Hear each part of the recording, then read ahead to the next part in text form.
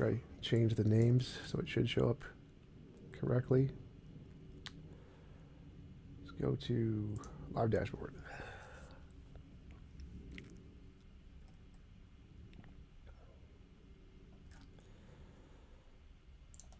All right, it looks like we're live. So, Kyle, thanks for coming on and being willing to have a conversation with me. Would you mind telling us a little bit about yourself before we get started? Yeah, I'm currently studying philosophy, getting my master's at Western Michigan University. Um, Besides that, I'm just kind of an all-around nerd, overworked and underpaid also. Play a lot of chess, read a lot of stuff. As far as my own personal history with faith and Christianity goes, I was raised in a pretty standard fundamentalist Christian home. As I entered into high school, I became unhappy with a lot of answers pertaining to things such as evolution, age of the earth. I began to ask a lot of questions about contradictions in scripture, stuff like that. Unfortunately, the people who were closest at hand didn't have a whole lot of compelling resources that I liked a whole lot.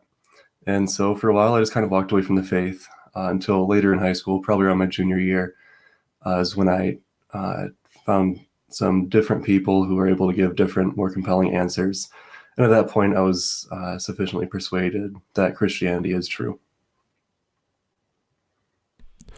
Okay, cool. You said you were sufficiently persuaded. What was it that persuaded you?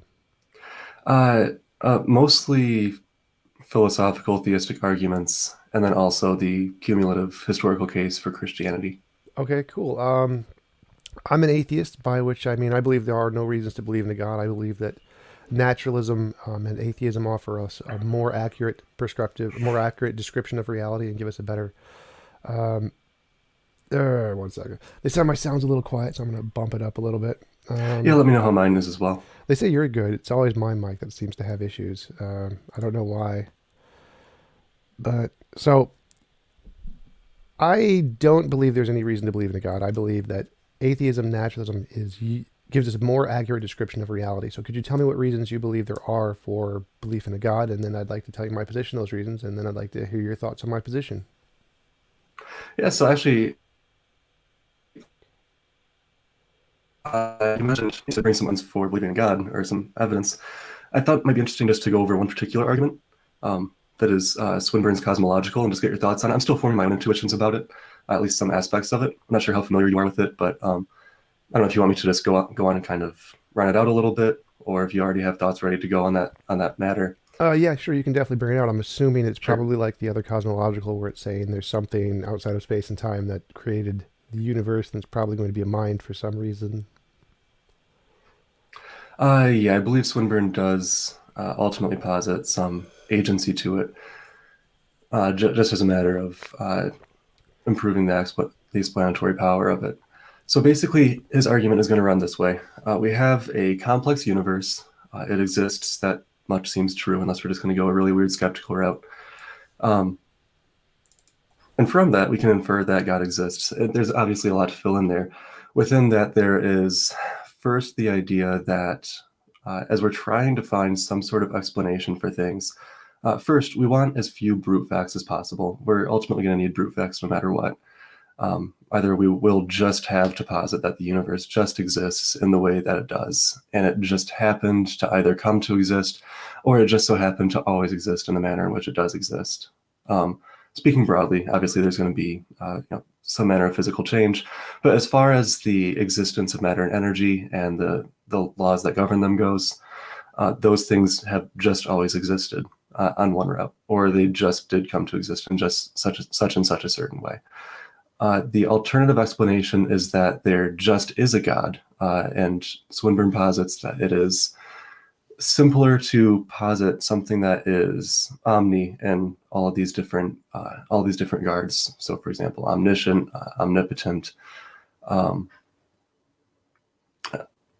and any other qualities such as goodness. We'd say this God is maximally he maximally possesses that quality, or maximally is that quality, depending on what kind of theological jargon you want to adopt there. And so the idea is going to run this way. If all of the current scientific data that we have pertaining to the nature of the universe on a cosmological level holds out. It appears that the universe did come into existence at some point. We have all this expansion. You run that backwards far enough, you get everything popping out of some sort of singularity, which possessed traits and qualities that would be apparently impossible with our physical models. And so you'd either have to posit that there was some sort of exception operating at this time that enabled these apparently physically impossible things to be possible at that time.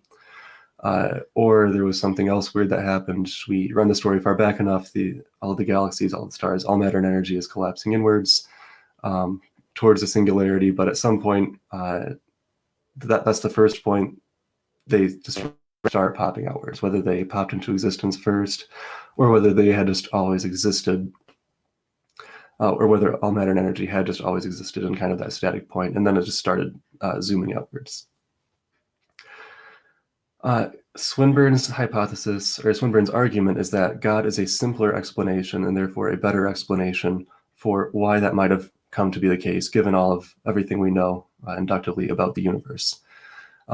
And then just for the sake of argument, he also entertains the idea that even if we find further empirical data which contradicts the empirical data that we currently have, and it turns out the universe either isn't expanding or didn't appear to come into existence, the fact that it always has existed in such and such a particular way with such and such particular laws governing it, physical laws that is, it is better explained by the existence of a God, remaining static, kind of willing that those laws should remain the same, that the universe should continue to exist, rather than the universe just continuing to exist in a certain way and never exist any other way without any apparent explanation for why it never does exist in any other way.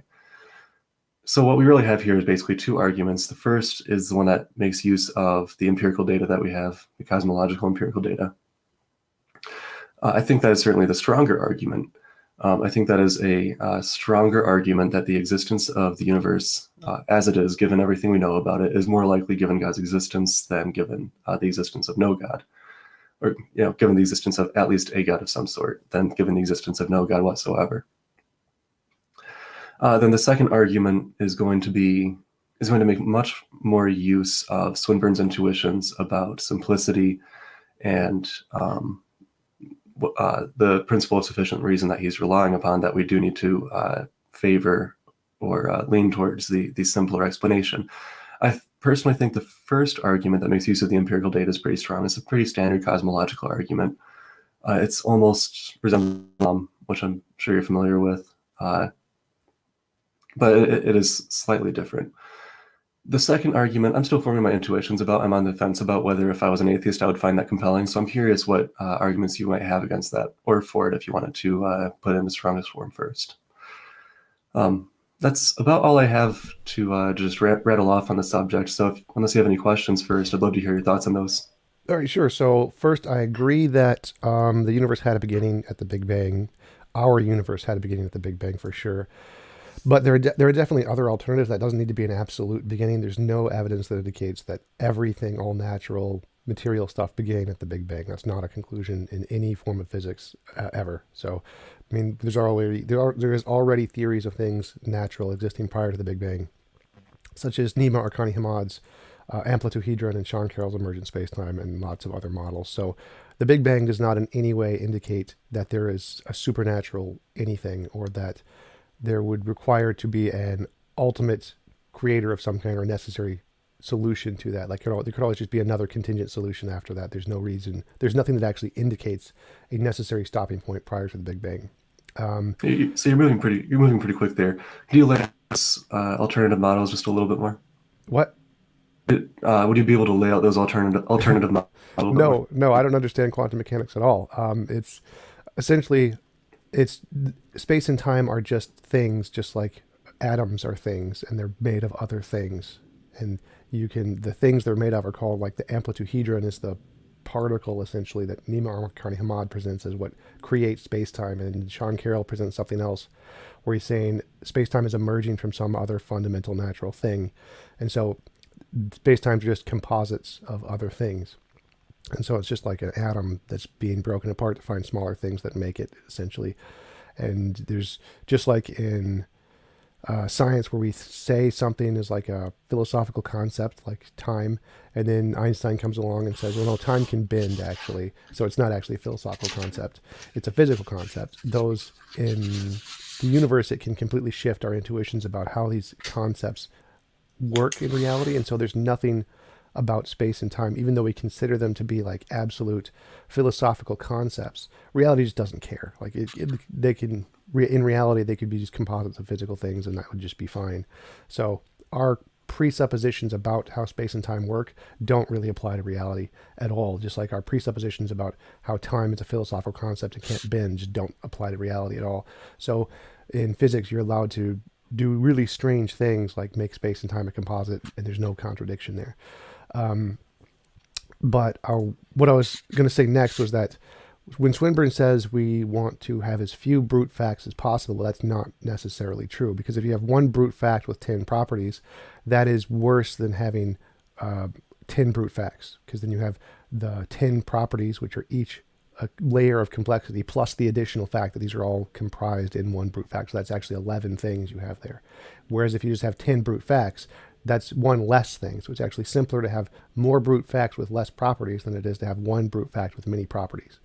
And the problem with the God hypothesis is that when Swinburne says the omnis are simple, no, there's absolutely nothing simple about the omnis. Saying that there is an all-powerful being who has no limitations and you're simply defining simplicity as the lack of limitations is as bad as the atheists who like to just define their belief as a lack of belief kind of a thing, where you're not actually giving it the correct definition of simplicity, you're just inverting the definition to suit your own needs. So if you have an all-powerful being, the way to assess the simplicity of that is how many things can it create? And you just, if you can create infinitely many apples, well then it's infinitely not simple. So simply calling that simplicity because you want it to be, or saying that, oh, it's just simpler to say it's to assess it has no limitations, is just a backwards way to try to assess simplicity. It's not. There's nothing about that that's simple. And you can see this with just a simple analogy. If you say, if you have a perfectly simple being and an apple, is that simpler or more complicated than just having a perfectly simple being? Well, I mean, there's a problem here, because if there's an all-powerful being who can create infinitely many apples, and you compare that to an apple, and you say, well, the all-powerful being who can create infinitely many apples is simpler than the apple, there's clearly a problem here. That's like saying, You're breaking up here just a little bit. Okay, yeah. So the problem. Did you follow mostly what I was saying there? That if you have an infinitely powerful being that can create infinitely many apples and claim that is simpler than an apple, you have a problem.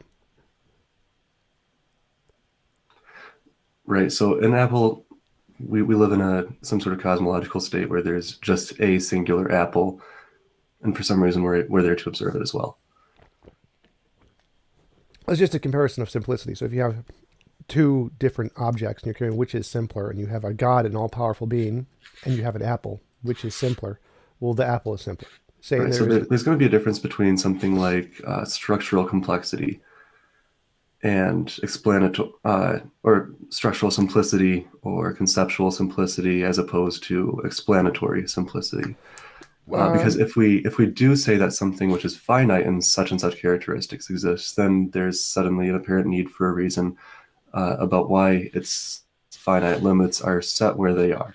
No, that's absolutely wrong. That's not in any way a requirement at all. So that's an inversion of simplicity. Simplicity is just, well, in any way you define simplicity, it's just like a composition of these two things. Like, what is it? What it makes it up? How do you define it? What are the properties it has, et cetera, et cetera.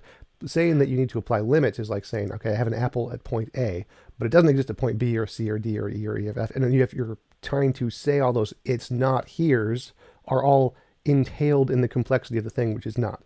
So no, there's absolutely nothing about it that entails an explanation of its limitations. You can just say this is what it is.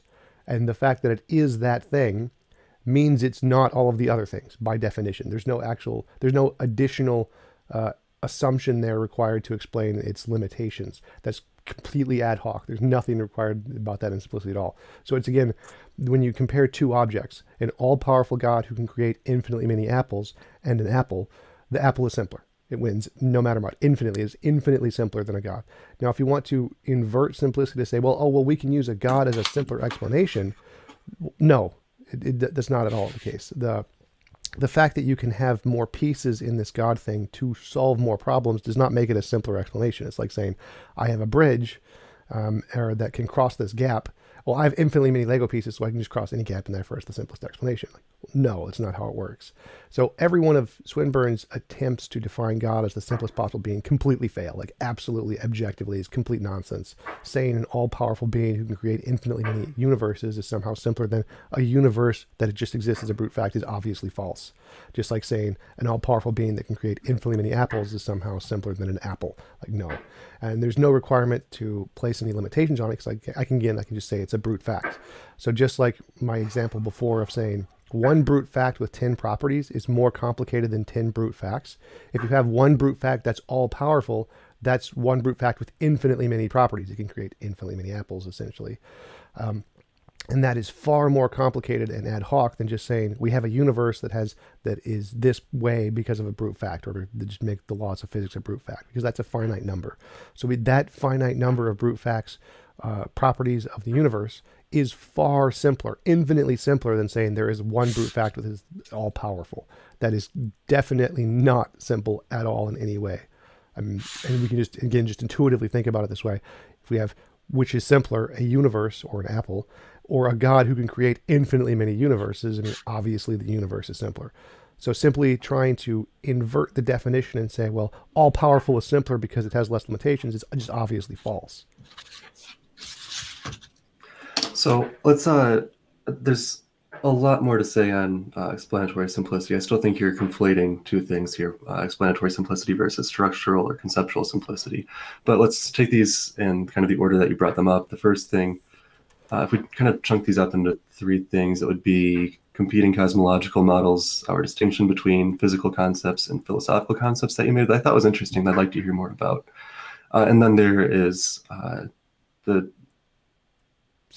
point you made about brute facts plus properties, plus characteristics that we have to apply to the things that we're supposing to exist just by way of brute fact.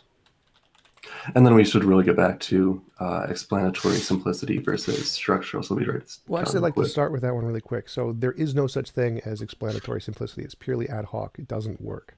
So like if you just, again, it's if you say there is this thing called explanatory simplicity, the more stuff you have, the more, like if I'm trying to build a bridge and I have a certain number of pieces, the more pieces I have, the easier it's going to be to build a bridge. But that doesn't mean that the more pieces I have is simpler. That is false. That's not how it works. So saying that you have an ability to explain something easier because you have more pieces does not make those more pieces easier. It's purely ad hoc to define simplicity that way.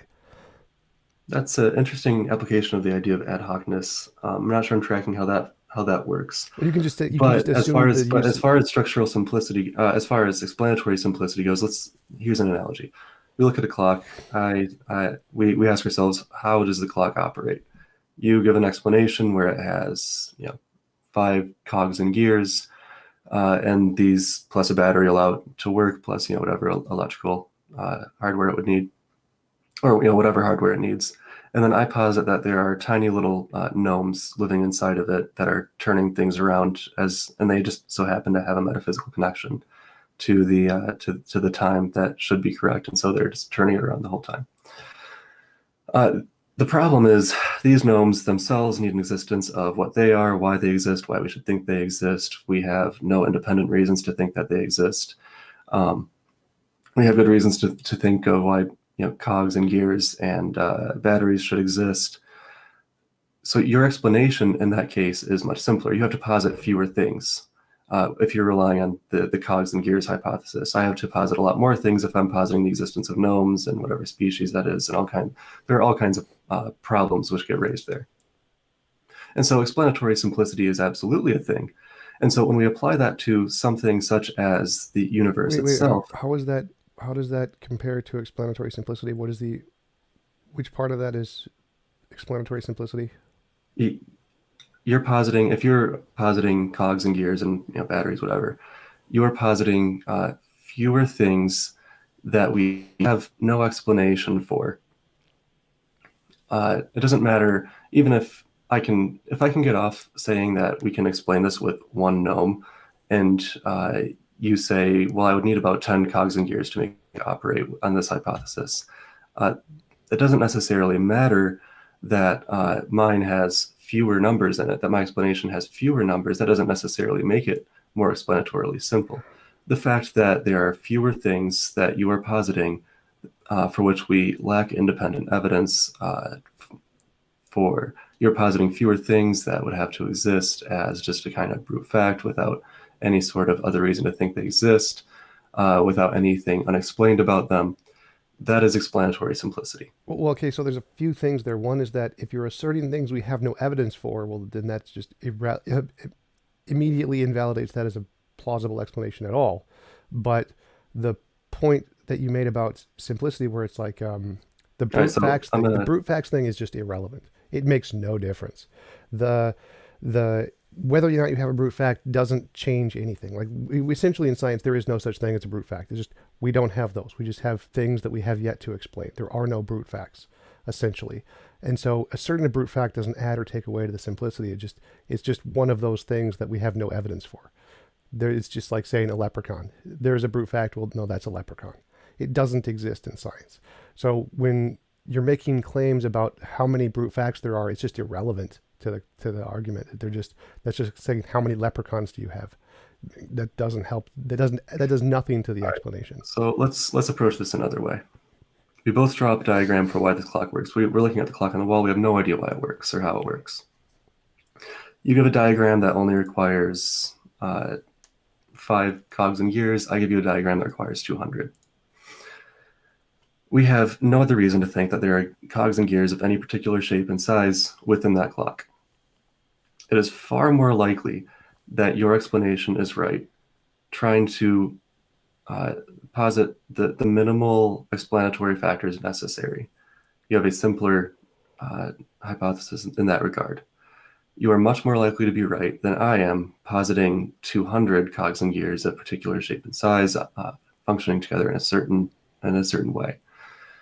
You have a simpler explanation in that way, not just because it requires fewer pieces, but because it requires fewer things that we just kind of have to guess into the void about the nature of. Okay, so yeah, if I have a simpler explanation of how the clock works, that is definitely like Occam's razor. You have explanatory simplicity in that regard. Right, but that's still just mechanical simplicity. That has nothing, explanatory simplicity is just not a thing there. We can just say there are less pieces here. We're done. Okay. So let's go at it a different way.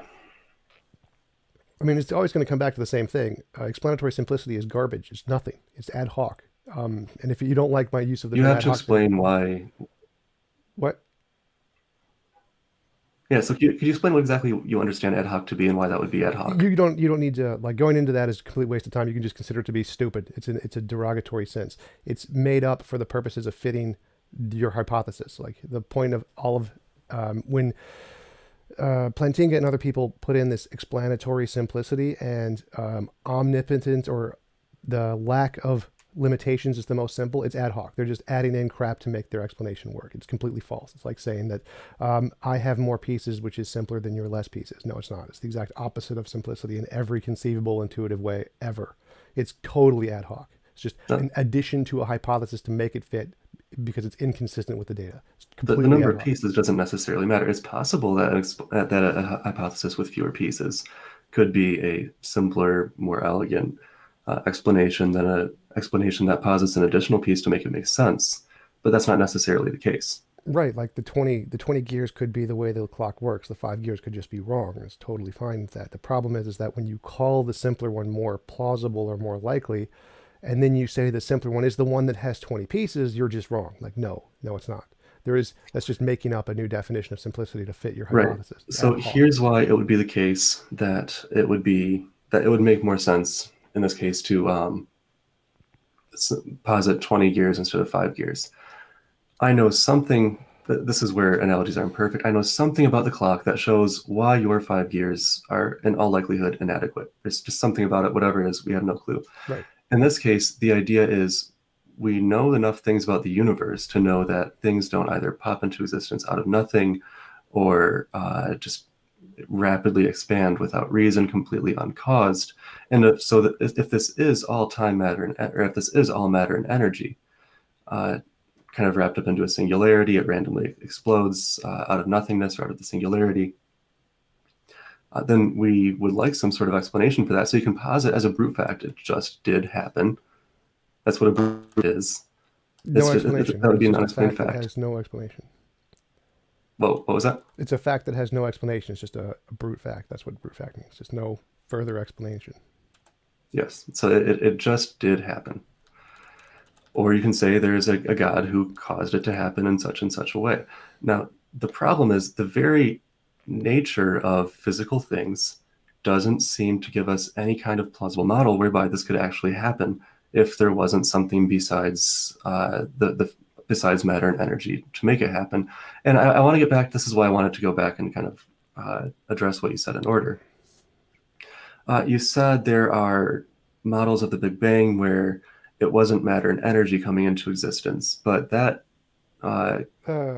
space kind and of time. But I wanted to pick up on what you just said for a minute there. So we Sure. know of nothing that is material that is a necessary thing or a brute fact. We don't have any basis in physics that gives us a ground for that. We also don't have a basis in God that gives us a ground for that. It's just Wait, an say assertion. that one more time. So you're right that there's nothing in matter or physics that gives us a ground for a necessary thing or a brute fact. Physics does not give us one of those things. There's no material thing that we could say, oh, well, here's a brute fact. Or Yeah, so here's you're misunderstanding my point a little no, bit no, here. no. So I'm understanding it. The problem is that when you say the material world does not give us a sufficient reason to say that this could just be the ultimate cause, essentially. You're using the clock analogy, you're saying that the physical things is like the 5 gears, but that 5 gears doesn't work because it doesn't give us a way to explain why things are the way they are. You're just saying, so, That's not what I'm saying. okay, what are you saying? There are positive reasons to think that matter and energy could not have caused matter and energy to pop into existence, causing itself.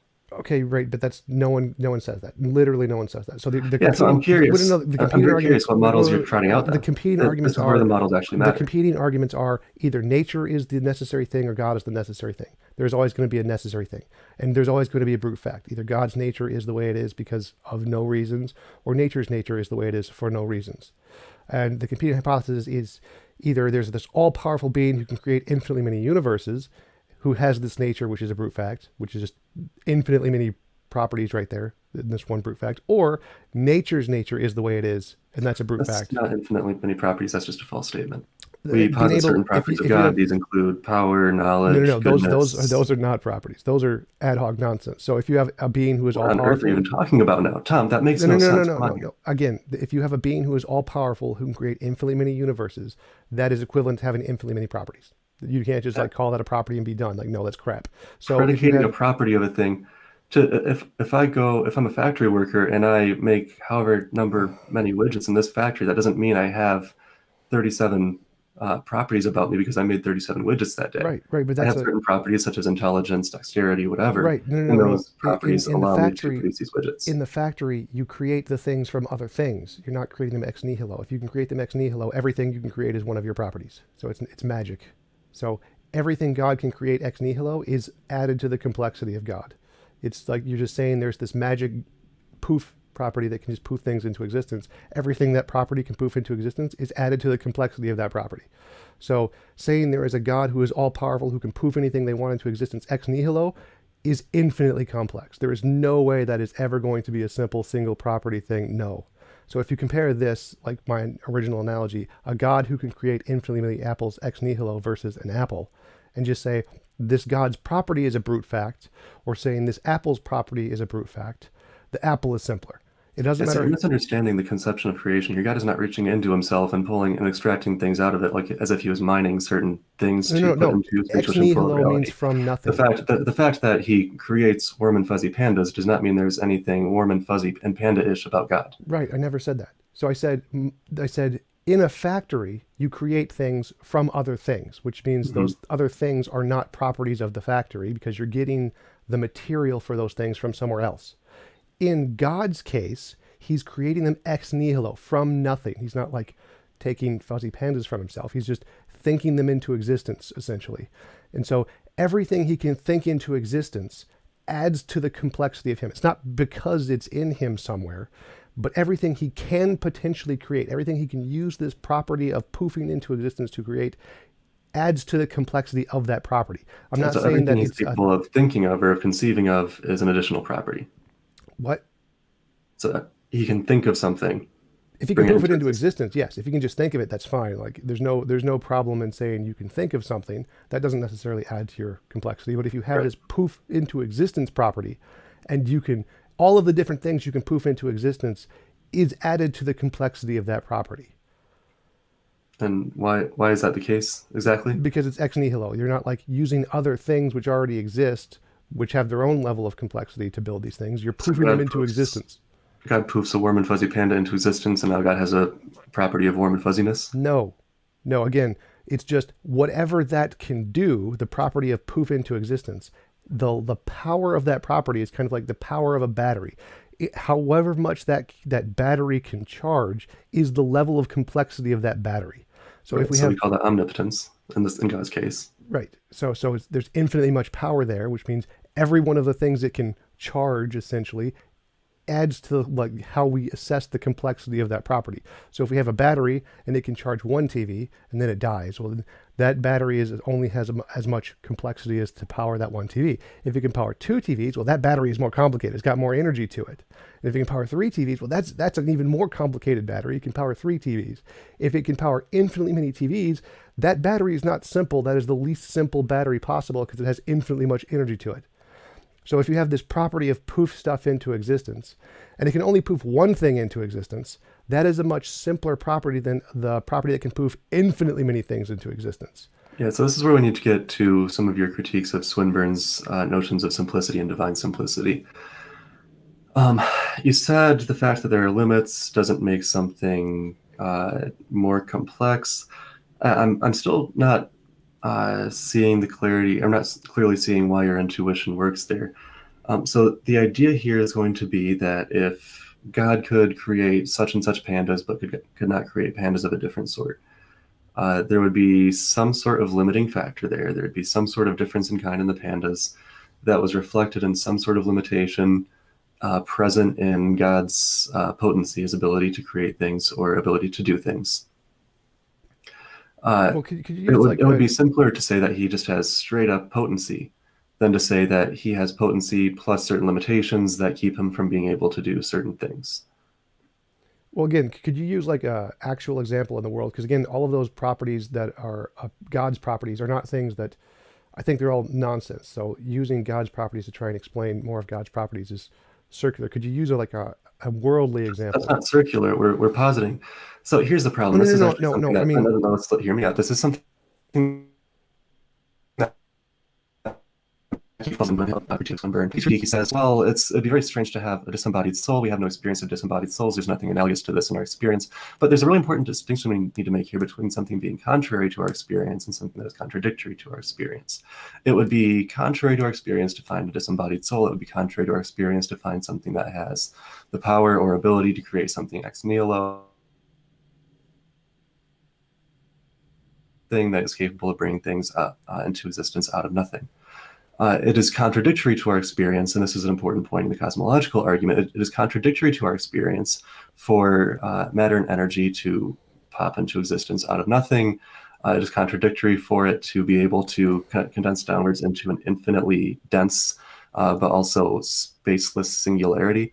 All of these things actively contradict our experience of the physical world and what it's capable of. well, there's a couple things there. One is that no, it doesn't. Like again, we can say time bending would be contradictory to our experience. Reality does not care what's contradictory to our experience. But I wanted to go back to your point where you were trying to explain. So no. Let's touch on that just a little bit more. Time bending is not necessarily something that's contradictory to our That was experience. literally the main criticism of Einstein's argument, is that time is a philosophical concept that can't bend, just like it's a category error, like saying the square root of a pork chop. That was the main argument against Einstein's thing, is that it, as a philosophical concept, it can't actually bend. Look, that's Then fine, but there are other philosophical concepts of time where it can bend, and we wouldn't even realize it. It wouldn't be contradictory to our experience, because if it's bending, we're not even going to know it. right, so the singularity where everything can collapse into an infinitely small space is actually physically possible. It is also not contradictory to our experience That's physically how is that? So can you explain a little bit more how that's physically possible? because of the same way time bending, literally the exact same physics that allows time to bend allows singularities to happen.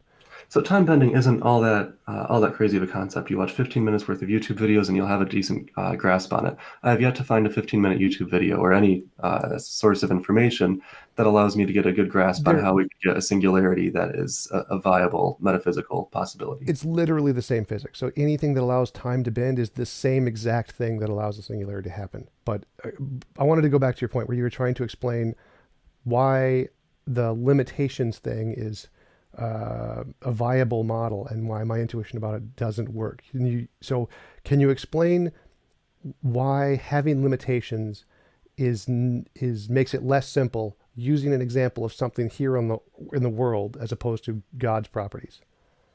So say that one more time. So you said the argument Swinburne or Plantinga's argument is that having limitations makes something more complicated. It's less simple to have Are you limitations invoking Plantinga's argument? 'Cause I'm not familiar with it. I'm referencing Swinburne.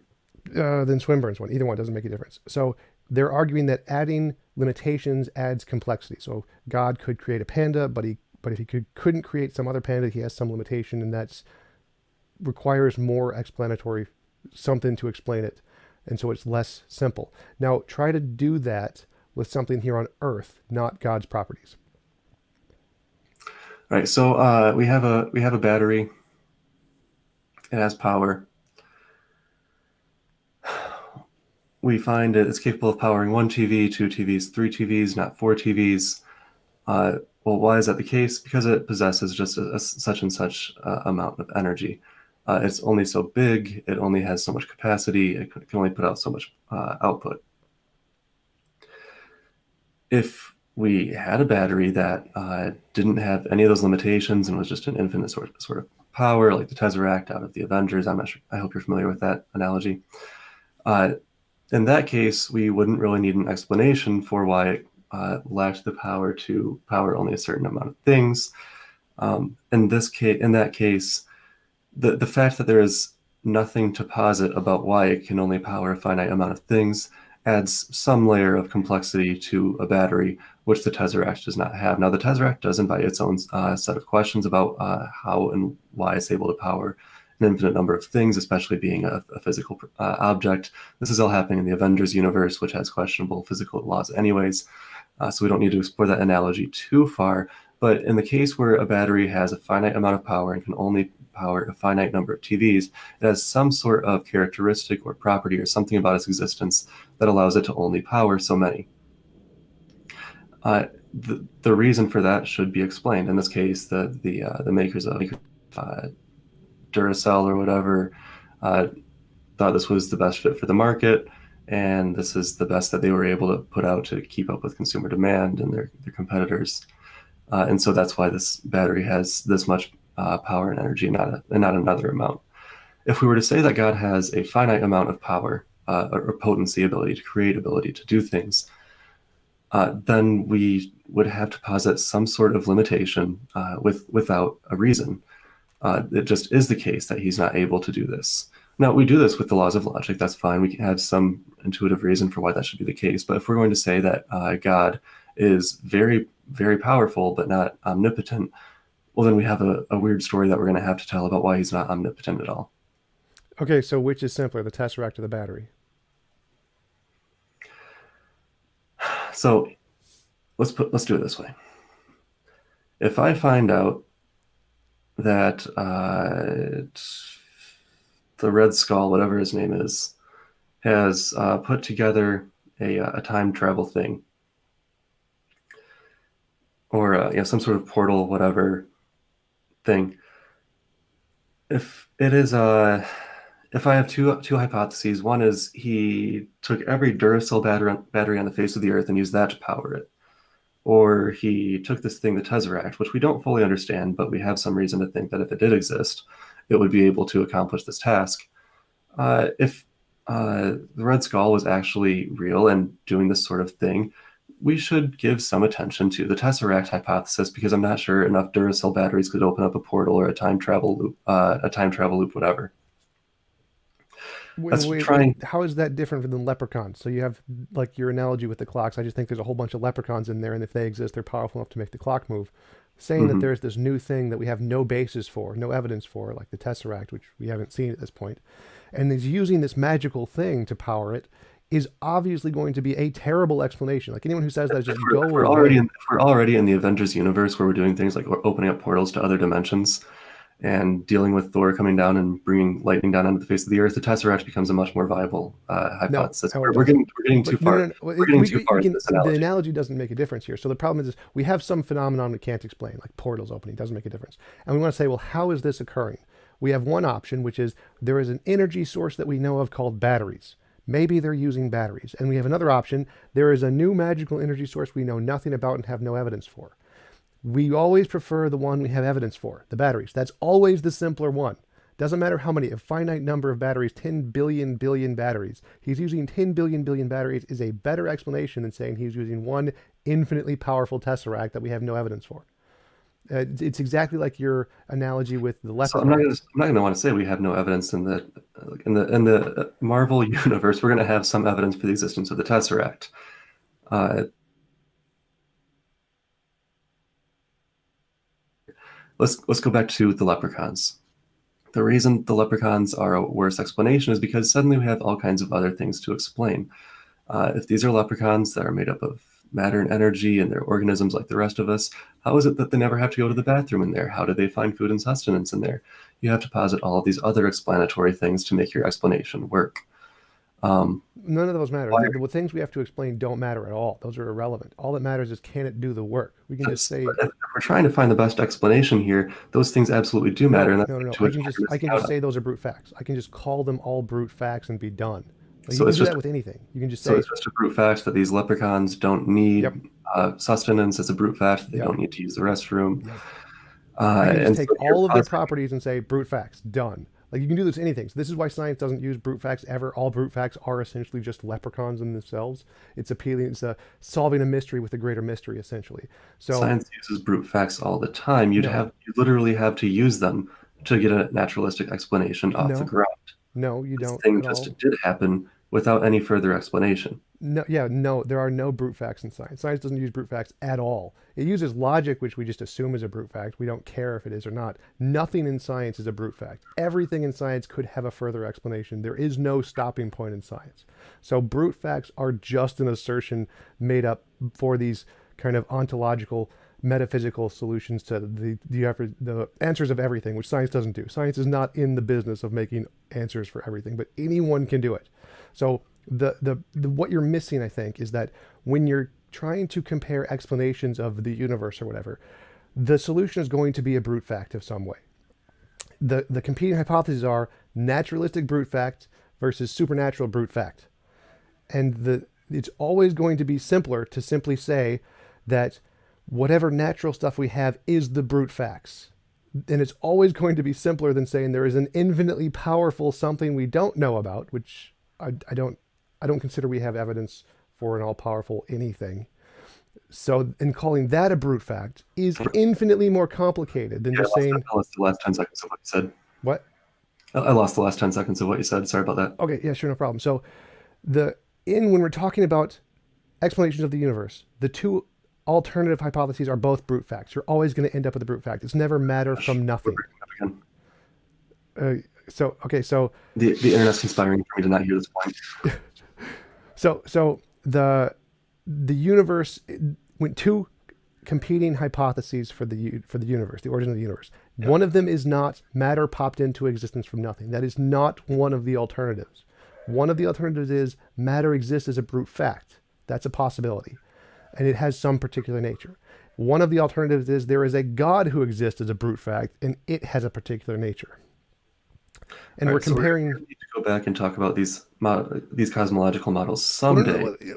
objection there. So the cosmological models say nothing about brute facts. There are no brute facts in any cosmological model of No, physics. as far as matter popping into existence, matter and energy popping into existence, whether it's Wikipedia or physics textbooks that I'm reading, all of them say that matter and energy began to exist with the Big Bang. Right. None of them say from nothing. The from nothing part is the problem. They never ever And say so, from nothing. what exactly was there before the Big Bang? There's lots of possibilities there. That's the point. The amplituhedron, the emergent spacetime. There's nothing in science ever says there was nothing before the Big Bang. Right, and so No model ever we're says that. positing these things that exist, and so this is where it's interesting. This is where we can start comparing your explanatory hypothesis to my explanatory hypothesis. So you need to posit what was it you said? The amplituhedron or emergent spacetime. Yeah, and so what mechanism do we have that allows us to think these things might exist and be able to cause this thing to occur? Well, it's different combinations of the physics, the principles, particles, and physics that we have verified, and so they've combined them in different ways to create different possible models. But there's an easier way to approach this, which is those are all combinations of physics, so they're automatically better than anything you add that isn't a combination of physics. So all of those models, and none of them. Right, unicorns pooping out universes is a combination of physics. That doesn't necessarily make it a better No, no, explanation. no, no. I mean, in the physics models are only using combinations of principles, particles, and laws that have been verified in physics, and they just put them in different combinations of ways to explain reality. And in quantum mechanics, you can get things outside of space and time, which is how you get the amplituhedron and emergent spacetime, because there are things that can exist outside of space and time to create space and time. But the problem here is that none of those are a stopping point. They don't assert any brute facts. All of those things, the amplituhedron and emergent spacetime, could be made of other things.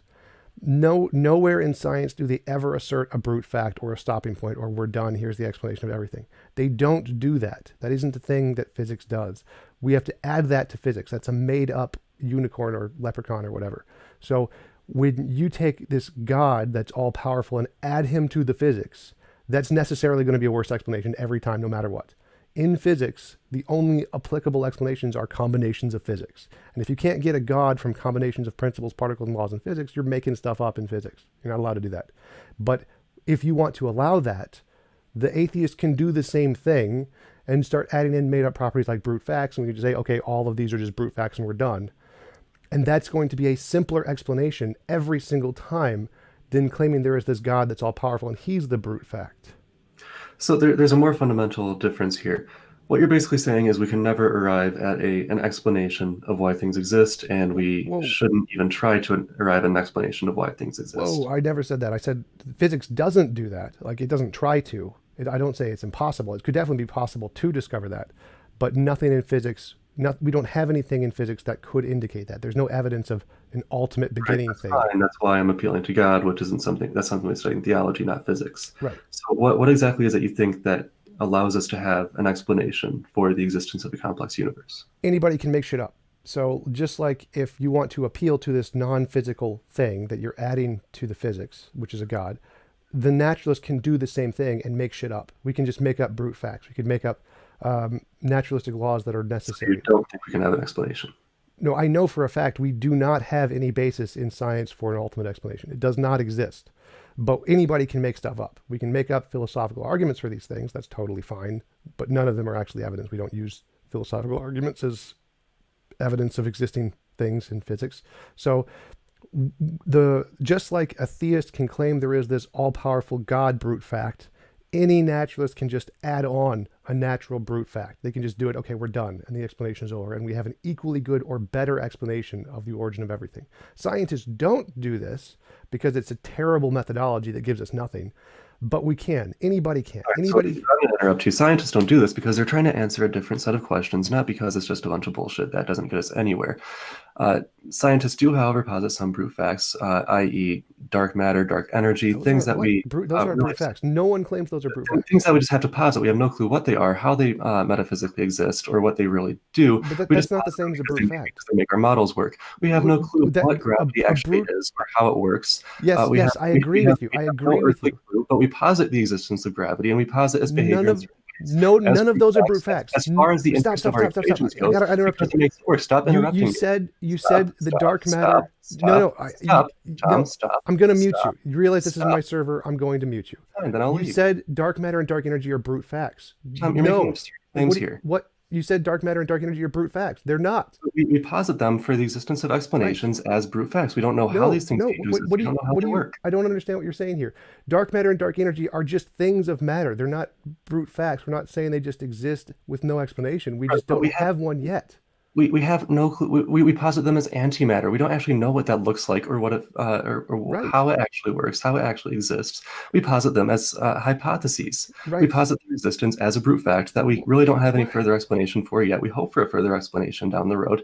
But the ultimate point here is that as far as the cosmological argument goes, there is only so far down the road we can kick this can. Either we have to resort to a sort of skepticism, or we have to say we can have an explanation, and the best explanation is the existence of God, because otherwise we're left with the various mechanisms that you posited, and we have further explanations for those, and further explanations for those, and further explanations for those, and we never get at the ground level of things. And if you're happy with that, if you're satisfied with that, then fine. But very many of us are not satisfied with that, and so we want the best possible explanation of why this clock on the wall exists. And we have different ways of parsing out which explanations are better than others. If you don't want to participate in that conversation, then fine. No, no. But you can't simply look at it and say it's a bunch of arbitrary bullshit, because it's simply not. You should actually read the philosophical literature. I have read the philosophical literature. Here's the problem. The first thing is that dark matter and dark energy are not brute facts. A brute fact isn't something we don't have an explanation for. A brute fact is something that by definition has no explanation. No one in science ever says anything is a brute fact. It's not a thing. Brute facts are epistemic objects. As far as we know, we have no further explanation for them. That's not a brute fact. A brute fact is something that by definition has no explanation. In some cases, that might be the case. A brute fact is something that by definition has no explanation. It's not something we don't know the explanation for. It's not epistemic. It's ontological. It's saying that this thing exists and has no explanation ever. Not that we just don't know about. Brute facts in that sense, and sometimes we use brute facts just in an epistemic sense to say this is something I'm positing without any further explanation, because I don't know of any further explanations beyond that, but my set of brute facts is more elegant or a better set of explanations than your set of brute facts. Okay, so I only ever use brute facts in the ontological sense. There is no epistemic brute fact, because that's like saying lightning exists. We can't explain it 2,000 years ago. That's the Therefore, only way lightning's you're, brute fact. you're using brute facts, then you're using that brute facts incorrectly. I'm That's just the going to say problem. you're using it incorrectly. It just obviously, because we don't use brute facts in science. We can use like what is it? Axioms and presuppositions. They're not brute facts though. That's not a brute fact in philosophy. Is only something which by definition has no grounding, no explanation. That's it. There is no epistemic brute fact. It's not a thing. But if you want to use it that way, that's fine. But when I'm saying brute facts, I only mean something which by definition has no explanation. The ultimate grounds of reality is going to be a brute fact in that way, in an ontological brute fact. Science does not ever, under any circumstances, use ontological brute facts. Not a thing. So dark matter and dark energy have nothing to do with brute facts. They're just things we don't know the explanation for. And we at least agree they use epistemic brute facts all the time. Sure, we use presuppositions all the time. We just assume that's what a hypothesis is. We assume my explanation is correct, make a prediction, and then test it. So yes, all science is just assuming presuppositions are true. The question is, which set of brute facts is most likely to pan out? Well, no. As far as we know, epistemically, there's only so many things we know. There's only so many things we can come to know about the origin of the universe. The claim is that in our current knowledge, in our current scientific data, God is a better. As far as we know, epistemically, he's a better explanation. No, that's the problem. Is you're conflating the epistemic brute facts and the ontological brute facts. The ontological brute facts are necessarily worse explanations than the epistemic brute facts. Saying we don't know is fine. We can say that for anything. What caused the universe? We don't know. Epistemic brute fact. Totally fine. Saying what caused the universe? A God. And what caused the God? Well, he's just a necessary ontological brute fact. That's a crap explanation. Because we can apply that same explanation to just say, nope, the universe is an ontological brute fact. It just has no explanation ontologically. It just is. That's just the necessary nature of reality. And that kind of brute fact can just be applied to anything. So that's also an ontological brute facts are just crap, then that would be just a really crappy explanation. So you have a problem there. We're going to have to No. I agree. So ontological brute facts are crappy explanations. That's right. That's why science never, ever uses them. They're all crap. So when you say there is a God who has an ontological necessary nature, and that is a brute fact, his nature is a brute fact, that's a crap explanation too. And the reason we know it's a crap explanation is because anybody can just take that this is an ontological brute fact and apply it to anything. So the reason the theist explanation is bad is because you're taking the epistemic brute fact, as you call it, of the universe, applying an ontological brute fact and just saying this ontological brute fact explains the universe. Anyone can do that. We can do that, and as a naturalist, as a scientist, we can just say, okay, we're going to make up an ontological brute fact, which is the fine-tuning constants. We're going to say these are all just ontological brute facts. And we now have a better explanation than the theistic one, a simpler explanation than the theistic one. Anyone who wants to apply ontological brute facts, you can do that for anything and everything. The reason scientists don't do it is because it's completely just ad hoc nonsense, just asserted with nothing. Anyone can do that for any hypothesis. Yeah, this sort of thing that scientists are trying to do, and finding why physical things interact with other physical things in such and such a way. There's a reason we don't posit just ontological brute facts about that. There's a reason we don't say in Aristotelian fashion that rocks just have a kind of thing that makes them inclined to fall towards the center of the universe, right? There's a reason we no longer do that. We found a better methodology. It's because it didn't But work. ultimately, if we're going to be naturalists, we're going to say, as a matter of ontological brute fact, the universe does just exist in such and such a fashion, and we have no further explanation for that. There is no further explanation for that. We can find explanations for things within the universe in terms of other things within the universe, but eventually we will need to take the universe as a whole and say it exists in this particular state as an ontological brute fact. Right. And so let's go back to Swinburne's two arguments here. Wait. How is that different from theism? Because theism, instead of just saying the universe, say reality. Reality exists in a particular way as a brute fact. Yes, naturalists, we're going to say that. And Yes, as a theist, you're also going to say that. so the point here is that you're going to have to posit a certain brute fact, or a set of brute facts. These things just exist in this fashion. Right. And I'm going to have to posit a certain brute fact or a certain set of brute facts ontologically. These things just have no further explanation. God just is self-causing and exists in such and such a way, or the universe just does exist for whatever weird reason. Right. Explanatorily, there are two ways we can go about this, and this gets us back to the very beginning of the video. There are reasons to think it is problematic, that it is unlikely that the universe could have brought itself into existence as matter, bringing itself into existence. Remember, when I say ontological brute fact, I'm saying it did not bring itself into existence. It's existed forever, eternally, So whatever. into existence as we know it. We have some sort of singularity that let's suppose we don't necessarily know what it looks like. Let's suppose that maybe, likely or not, it is physically possible for the singularity to exist, and it's not technically coming out of nothing, it's coming out of something. That's a hypothesis. The question is whether that itself is terribly likely or not. Then we also have to ask, which is more likely, given that no God exists? Would it have then popped into existence, or popped out as and giving us things as we know them now, or would it have simply stayed a singularity, or whatever that thing was? You gotta understand, if there is no God, there's an awful lot of alternatives that could have happened that would probably be a lot more likely, and these include nothing at all existing, things existing in different ways. The question is why things came to exist as they do now, and how exactly it was that they were even able to come to exist. It's not immediately clear that these things would have been able to come to exist as we have them now without any sort of divine cause.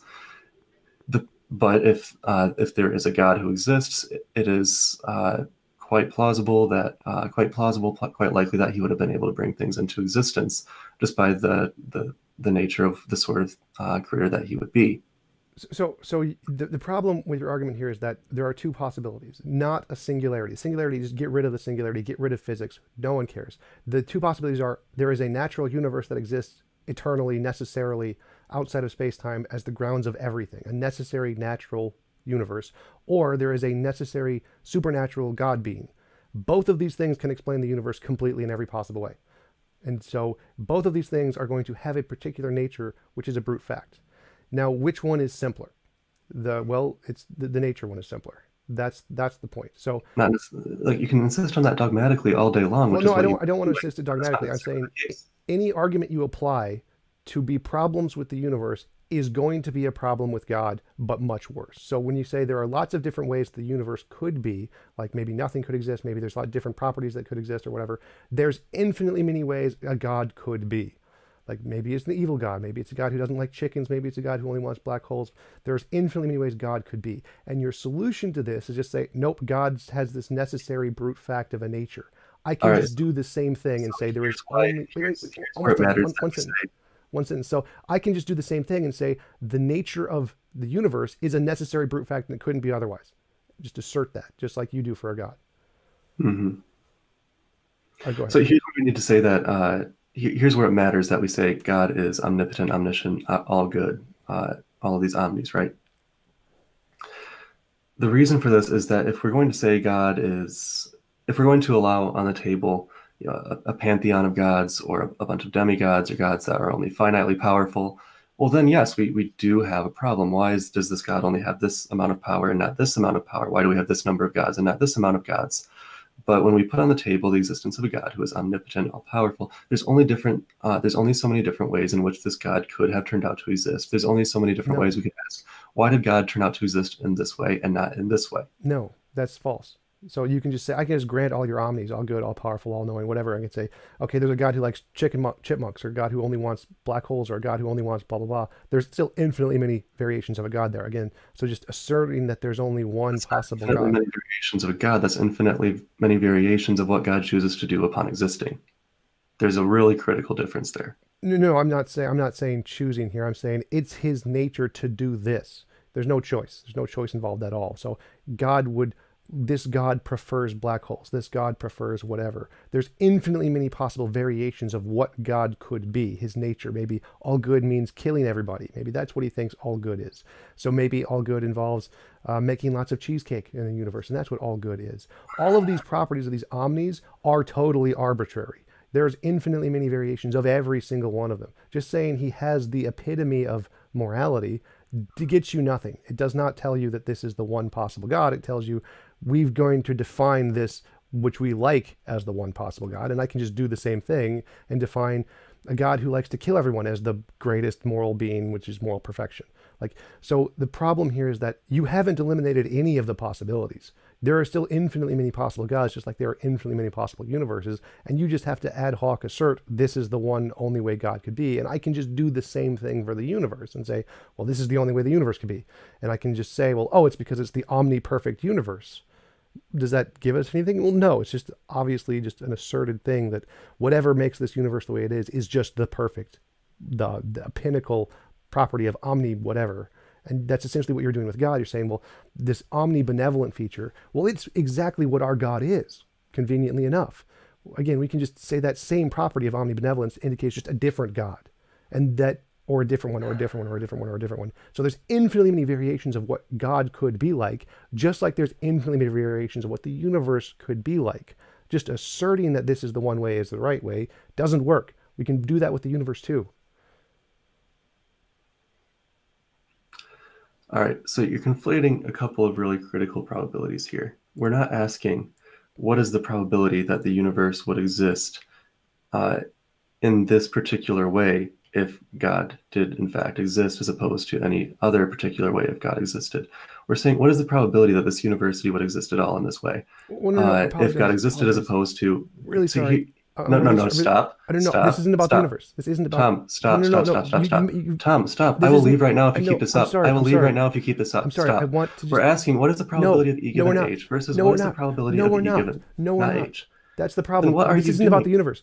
What is the probability of that God existing as opposed to a different God? That's the question. That okay. So you're asking what is John, that's exactly what I'm getting at. What is the probability of E given H versus what is the probability of E given not H? We're not asking what is the probability of H1 given E, or what is the probability of H2 given E, or what is the probability of H3 given E. Those are different questions which you're conflating with one another.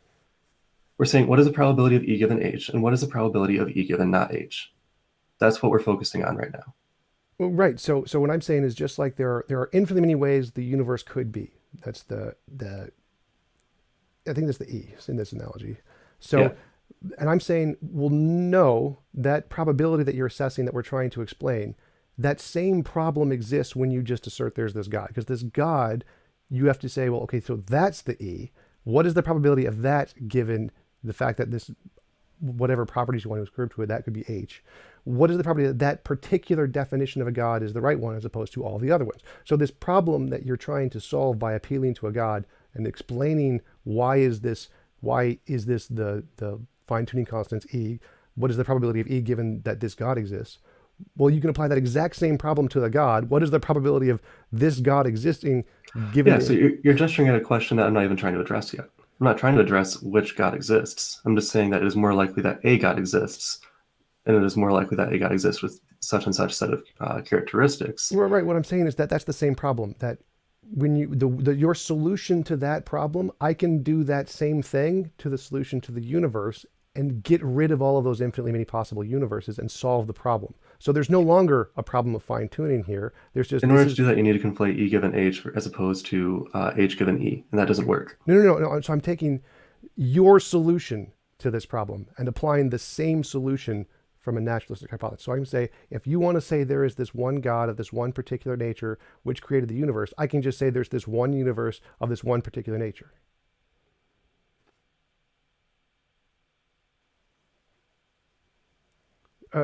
Yeah, I have a really, really questionable connection right now. Yeah, I saw that. So just like you can say there is this one God of this one particular nature who created the universe, I can just skip all of that and say there's this one universe of this one particular nature. So your same solution to this problem, I can apply it to the universe on its own, get rid of the God and get an equally or better solution. So I'm taking your same answer and just applying it to the universe itself. Okay, so run that by me one more time. So you're saying that there is this one particular God of this one particular nature out of the infinitely many possible spectrums, just like I'm saying there's this one particular universe out of the infinitely many possible spectrums. And you're saying that this God exists as a necessary or brute fact. I can just say the universe as it is its nature, is a necessary brute fact. We're doing the same thing. Yours just has an extra feature of a God, and mine doesn't have that feature. So mine is a simpler explanation. Right, and because mine has the extra feature of a God, I'm saying that, and we'll call this extra feature H. E given H is more likely than E given not H, because on E given not H, you get all kinds of things, including E not existing, E existing but looking very different, E existing in any number of cases. Right, but that same problem applies to your God, because I can say that just like there's a number of variations of your God that could exist, and you now have that same problem of why does this particular God exist as opposed to the alternatives. So that same problem that you're trying to apply to the universe also applies to your God. And your Right, solution, but then you're conflating H given E. No. You as opposed are to H given conflating not that. E. Again, I'm taking your solution and applying it to the universe. So any problem with this argument is a problem of your argument, not mine. So your solution to this argument is that there is a God of a particular nature and that is a necessary brute fact. I can just take that answer and apply it to your problem of the universe, what is the probability of E given H. I can say that, well, no, that's not an issue because the way the universe is just a necessary brute fact. Just like you think the way God is a necessary brute fact, I can just say the universe is a necessary brute fact. So this problem just goes away. It's not a problem anymore. Just like you try to solve it for a God, I can do the same thing and solve it for the universe, giving us an equivalently good or bad explanation, whichever one you want, for both worldviews. It's the same answer because so they're equally good or bad. So here's the problem. We're forming a partition here. We're saying what is the probability of E given H, where H is omniscient, omnipotent, et cetera, as opposed to not H, where this thing does not exist. This thing does not exist. It is not omniscient, omnipotent, whatever. This is a partition that is jointly exhaustive, mutually exclusive. E is more likely given H is my claim than E is given not H. So we at least have some evidence, however little, some evidence given E for the existence of God if this argument works. In order to ask the question which you want to ask, you would have to ask what is the probability of H given E as opposed to not H given E. In this case, where not H includes all of the other possible different iterations of God, where God is, evil, not all-powerful, not all-knowing, et cetera, et cetera. And then we have a different question. We have a different set of probabilities that we have to work out. That's almost more of a theological question when we phrase the probability that way. Right, It's more of but a I'm not answering. theological, more philosophical question. Right, but I'm So not. right now, all I'm saying is E given H is more likely than E given not H. Therefore, E is at least some evidence for the existence of God Right, for and H. I'm objecting to that. I'm saying that no, it's not. The probability of the universe just existing as a brute fact is a better explanation than saying there's a God that explains the universe. I can just say there is no explanation of the universe. The universe is just the necessary thing, or I can say the universe is the God, or essentially just has no consciousness, so it wouldn't be a classical God. And so that explanation is a better explanation than saying there is a H God that exists. Now, my argument wasn't about explaining the universe. So taking your probability, it's not saying what is the probability of H given E. That's not the explanation. My probability is just taking the God and saying just like the universe has a variation of possibilities, the God has a variation of possibilities. So I'm not explaining the universe in this argument at all. This is not E given H. This is saying. So you're asking what is the probability of H? Yes, what is the probability of H? Just like you're saying, what is the probability of the universe being this particular way? What is the probability of the God being this particular way? And your answer to that problem, I'm going to steal and use it and just say that answer I can use to say that's the same answer for why is the universe this way. Right. If I was making, we need to make another distinction here. And this is one that Swinburne does make. We have C inductive arguments and P inductive arguments. C inductive arguments are ones where I'm trying to say, I have this evidence, and this evidence makes this hypothesis more likely than it would have been without the evidence. A P inductive argument is one where I'm saying, I have this evidence, I have this argument, and based on this induction, this hypothesis is greater than 0.5. This evidence gets us to the probability of the hypothesis, About 50. Being greater than 0.5, being greater than 50%, whatever. So I'm making a C inductive claim here. So we don't need to factor in the prior probability of H existing. All I'm saying is that the existence of the universe, and we're going to need to get to some points that you just raised in a second here, the existence of the universe is at least some evidence for H, such that H is relatively more likely than it would have been without E. And so your claim is that, well, E is still more likely given not H because we can just posit the universe itself and all of its characteristics as brute facts. But that's exactly the problem. Why does it exist in such and such a way as opposed to nothing existing at all? How exactly is it that it was able to come into existence? We have possible explanations. What is the probability that those explanations themselves are true? What is the actual probability that such and such a physicist actually has the correct explanation? That probability is going to need to be factored in here in order to get at a good estimation of E given not H. Those probabilities are going to compound, and the overall answer here is that the best explanation of all the empirical data is that the simplest one is just that there is a God who caused things to exist at the Big Bang. Well, let's go with those two, your C inductive argument versus P inductive argument. You're making a C inductive argument for the universe, saying that, well, there's a big spectrum of possibilities for the universe, so we need to try and make some kind of probabilistic claim of how to explain this. Now, I can do the same thing for a God. I'm going to make a C inductive argument for your God. Well, there's infinitely many ways a God could be, and you're claiming that there is, and I'm going to say that the best way to explain that is some blah, blah, blah, pre-God thing, a super God or whatever. And you're going to say, no. You see, God doesn't have an explanation. There are not an infinitely many variations of the way God could be because God is a brute fact or a necessary fact. So you have solved the C inductive argument with a P inductive argument. And you're saying, well, it's not an issue. There isn't this infinitely many span of the way gods could be because there is a particular thing that is, there is a P inductive argument for the way God is. Now I'm going to do the same. Not going to be my course of action at all. Okay. So I'm saying there's a C inductive argument. There's infinitely many ways God could be, including no consciousness. It's a pantheism, eternal, all-powerful nature, no consciousness. Now you're going to have to, the same argument, the same C inductive argument of there is a span of possibilities, and you have to explain why one over the others. Whatever solution you use to that, I can just use the same solution to the C inductive argument for the way the universe is. And so there is no problem. So any solution you apply to try and get what nature God is, I can just apply that to the universe to say this is the way the universe is, and get rid of the C inductive argument because you're just saying that the prior probability of H is low because of all of these alternatives to H, H1 through Hn, however high that number is. I can say, well, here are reasons why that prior probability is overcome, or here are reasons why we can have some reason to think that H is more likely than H1 through Hn, however many there are. You're not making a C-inductive argument. You're not making a C-inductive argument based on any particular evidence. You're not saying that E, given E being something besides the universe, besides something that we've been applying E to, some random piece of evidence E.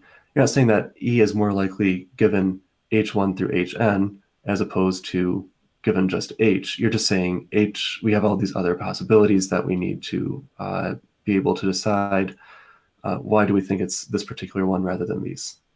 No, so I'm making the same argument you are. I'm saying that the way the universe is, there's going to be particular kinds of evidence that indicates one way the particular universe is going to be. Just like you claim that there's particular kinds of evidence to indicate there's one way that God is going to be. So whatever arguments you use to try and say that there's one particular God, way God is, as opposed to all the alternatives, I'm going to be able to use that same evidence, essentially, to show that there's going to be one way the universe is going to be, as opposed to all the other ways it's going to be. No, because now you're conflating the issue of explaining why the universe is one way rather than another, as opposed to showing that the universe is one way rather than another based on evidence. What do you mean? That's a different question. What? I can use evidence to show that such and such equations describe the universe and the universe behaves in such and such a way that in fact is the case. That doesn't necessarily explain why that's the case or how that came to be. Right.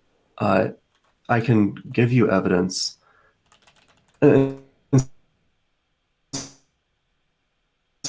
the universe is such and such a way that is more likely given H than given our connection. Are you still with me? Yeah, I'm here. We're still good? Yeah. Okay, cool. I'm not following your argument. And so on H, there's nothing where you're saying, with your argument, there's nothing where you're saying, well, given E, not H is more likely than H. You're just saying there's all these alternatives to H that we need to rule out, and that's fine. That's akin to saying the universe it just is a certain way, or that's the universe is a certain way based on this evidence. This is the one we're living in. I can do the same thing with different potential arguments and routes and say, well, this seems to be the God that is more likely to exist than all these other gods. Well, I'm using all I'm doing is that's a different thing from saying that based on such and such evidence, this God is more likely than this God to exist. Right. So all I'm doing is I'm taking your arguments. None of these are my arguments. I'm just taking your own arguments and applying them back on. That's not true. You don't seem to understand them properly. No, I totally understand them. I don't think I think you're missing the point. So there's one universe the way it is. There's one God the way it is. Assume these two things exist, and there's infinitely many ways either of those could be. And so your argument is that, well, the universe has one particular nature out of many, and that needs an explanation. And I'm going to say the same thing for a God. God has one particular nature out of many, and that needs an explanation. Now, your solution is to say, here are these arguments that explain why God has this particular nature. Now, I'm going to take those same arguments because I think they're terrible, bad arguments that can be used for anything because they're just awful. And I'm going to use those same arguments to say, well, this particular way the universe is, for those same reasons, is this particular way. All right, Tom, I'm going to start using the same rhetoric you do. And atheists can use this particular thing, which is just awful and makes no sense. And they can also use this particular thing, which makes no sense and is just awful. Come on, let's be fair in our rhetoric here. Let's be charitable. I'm just trying to. We're better than most internet forums, I hope. Right, but I'm trying to convey the point of the arguments you're using to justify that this God has this particular nature can be used for the universe too. We can say this universe has this particular nature for whatever the same arguments or reasons. So the problem with your line of argumentation is that you're saying there is this object X which has this particular nature as opposed to all these others, and that needs an explanation. If that needs an explanation, so does God. Because God is one particular way as opposed to all the other particular ways. So you need an explanation for God for the same reason. The claim here is a comparative one. It is better to take this particular God existing in such and such a way as a brute fact than to take the universe existing in such and such a way as a brute fact. Bingo. Yes, exactly. But my contention is that that's not the case. It's simpler to take the universe. Yes, and that's the point I wanted to get back to a long time ago. Okay.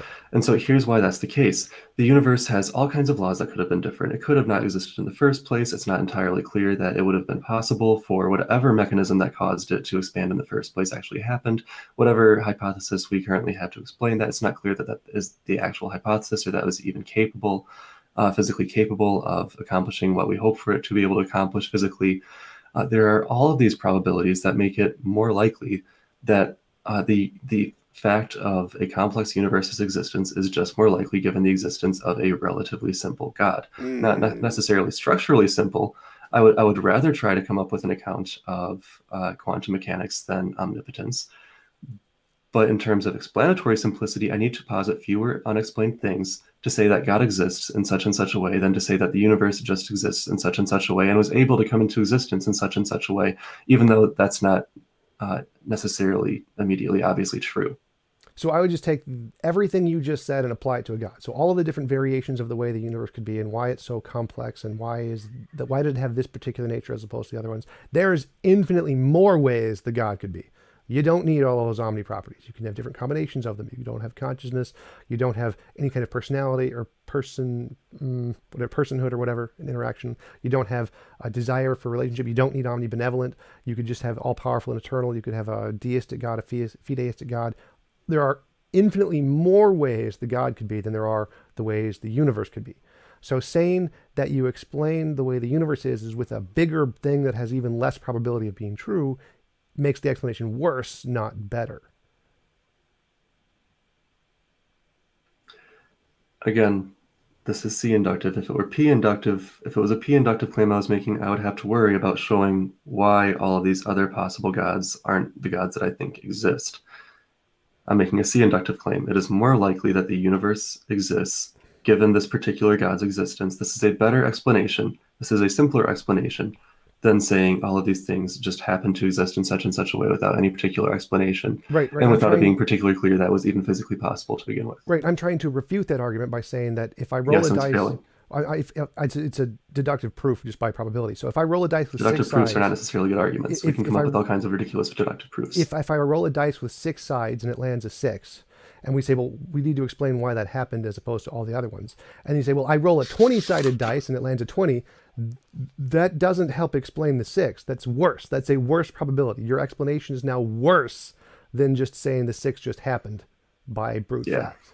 So we could go into why that's not analogous, or we could start to think about ending the conversation, because we've been going at this in circles for a while now. Well, yeah, but that's the argument I'm making, is that there are more variations of your God. Your God is the 20-sided dice, and just saying the universe landed a 6 by a brute fact is a better explanation than saying your God landed a 20 by a brute fact.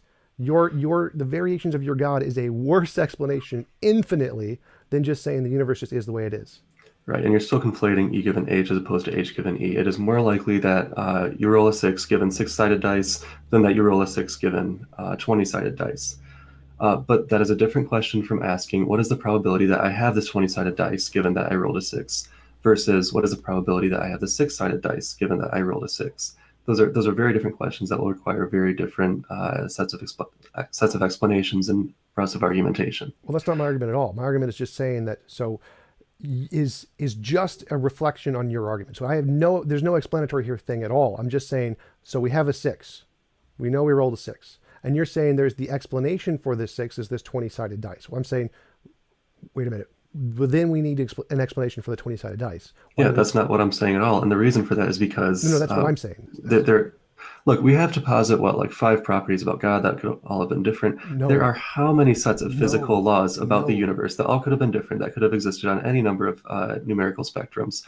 We have to take into account the possibility that the universe didn't even exist in the first place. And then there's also the possibility that we don't actually have a good physical account of how it's even possible for the universe to come to exist, given the Big Bang, given that there is no God. All of those things... God is a better, simpler explanation than resorting to all of those other things. That's all I'm saying. And that's what I'm saying, is that no, saying that there is an infinitely many-sided dice that has infinitely many more problems is not a better explanation than saying here's a finite number of problems. You have to assert more things are just brute fact and true in the God case than you do for the universe. Like all of the different things we have to assert about the universe, it not existing isn't a possibility. If my claim was P inductive, you'd have a point, but it has nothing to do with the P inductive. You're completely missing out of this. Is irrelevant. Again, so I'm just reflecting your own argument back at you. So that's not how the probability works. But maybe this is just where we should call it a day. That's not the point of the argument. So the point of the argument is that the variations, your God is not simpler explanation. It is infinitely many more complex. It's like saying there is a universe with 10 constants. Why is this happening? Well, because of a universe with a billion constants. No, that doesn't. That makes less sense. Now you have to explain all of those billion constants. And your It's not God, even meaningfully analogous. but that's the point. Is that that's the It's not analogy at all? meaningfully Is your analogous. God That's not an being? analogy. It is because But we're going to keep talking in circles, so we might as well just call it a day at well, this yeah. point. So your 5 properties of a God are infinitely many properties that you all have to explain. Like none of those are simple. None of those have anything to do with simplicity. They're the opposite of simplicity. Asserting an all-powerful Explanatory thing. simplicity, we've gone over this. Right, and Okay, I've already Tom, proven I why think we that should call it a never day. ever works. So Plantinga's and Swinburne's definitions of simplicity as applied to the God are complete crap. They're not simple. If anything is omnipotent, you've lost the argument, essentially. Well, as much as I don't like appeals to authority, I will take Swinburne's word on this over TJump's, frankly. I'm fine with that. I can just take basic understanding of probability and simplicity, like Well, infinitely you've many been displaying properties. a complete lack of grasp of probability this entire time. So again, we should call this a day. Yeah, we probably should, because no, your explanation has nothing to do with my argument. I mean, it's a pretty simple argument. I mean, everybody in the chat's getting it pretty simply, and most philosophers I talk to Yes, actually get it. if I had a chat pulled up of mostly theists, they'd say I was winning. That's the problem with these internet Well, debates no, is no, we no. will I all go mean, back to our echo like chambers I've and say, explained "Oh, this. my guy won Well, no, so well." my point is that I've explained this same argument to professional philosophers repeatedly, and they specifically say, yes, that does make sense. Yes, your explanation makes perfect sense there. You can look at my recordings with the professional philosophers where I do say this exact thing, and it's like, oh yeah, that is not a good explanation to say there's an all-powerful being, which is simple. So my explanation does make perfect sense to professional philosophers here. It's not just the people And there in are the chat. professional philosophers to whom mine makes sense. Like we can count noses all day here. We can have an intellectual pissing contest all day. At the end of the day, I think, especially once we're at this point of the conversation, it's a good time to call it a day. Yeah, sounds fine to me. All right. Thanks for coming on. Interesting conversation. Talk to you later. All right.